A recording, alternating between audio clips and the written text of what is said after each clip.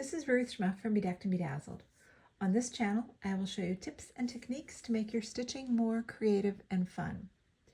Today, I want to show you a different way of padding your needlepoint. So this is Winter Solstice by Eleanor Grosh. I envision the hood of her cape being very dramatic, very full. I want it to be satin stitched. I'm using Glory, which is 100% rayon from Edmar. So that is going to heighten our challenges just a tad. But the idea is I want it really big and bold.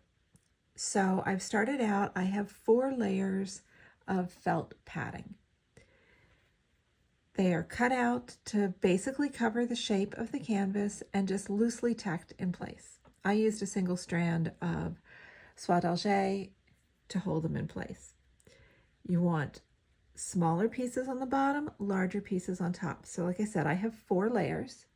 The bottom 2 are slightly smaller than the top 2.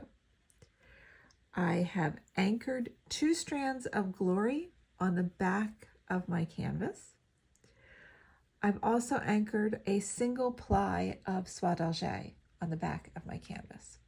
So we're basically working with 2 needles. You're going to bring your thread up, your Glory in this case, on one side of the shape. Lay it so that it goes down on the opposite side. And using our single ply of soie d'Alger, and you can cut this really long because it's going to eat it up. You're going to do a little tacking stitch along the edge of your area over top of the Glory.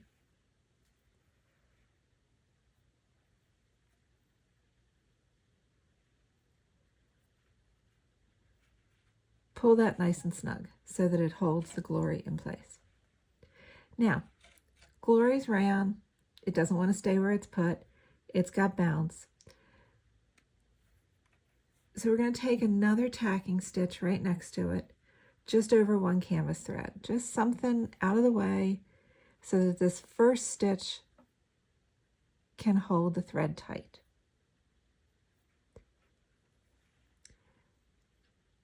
Bend it back and go to the other side. Do the same thing. A little tiny tacking stitch over top of your thread.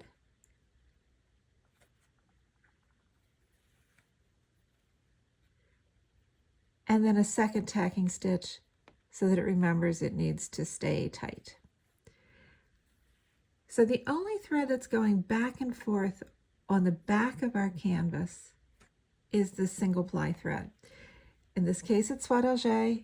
It could be embroidery floss. It could be beading thread. It doesn't really matter what it is. It just needs to be something tiny. 100/3 is a great choice. Why are we doing this? Why aren't we just satin stitching over it like we have a million times? The reason is twofold. One, if you have a very expensive thread on the top. Maybe you don't want to waste all of it on the back of your canvas. Our visible thread, our Glory in this case, it's all on top of the canvas, with the exception of where we start and stop our threads. So we're not wasting any on the back. We're also not building up any height on the back, and that's the game changer. So by not building up any height, you're not giving your framer something else to worry about. Like, what is this giant blob on the back of Mary's canvas? Well, it's not there anymore, because all we have on the back is a nice light layer of 1 ply of silk. So I'm doing it here to show you an alternate way of working a padded satin stitch, and because I don't want all of this bulk on the back. So again, you're going to lay each stitch across the canvas.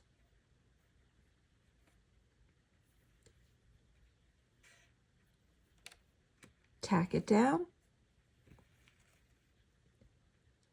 do a second tacking stitch so that it remembers to stay tight.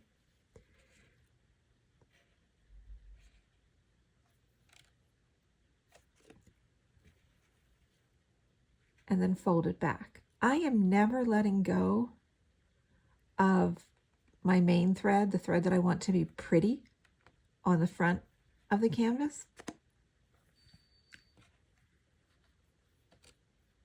because I need these threads to stay side by side because I'm working with 2 strands, and I want them to be taut. All of my stitches need to look like they are pointing to an imaginary center point in this case, because we're going to go all the way around. It's going to be a circle. So I'm kind of aiming for everything to sort of hit a point right about here. So the little lines will imaginarily point to that. So if I have gaps at any point while I'm doing this, I can go back and fill them in. It's more important that everything point to that imaginary center point than it is that we get it all on the first round.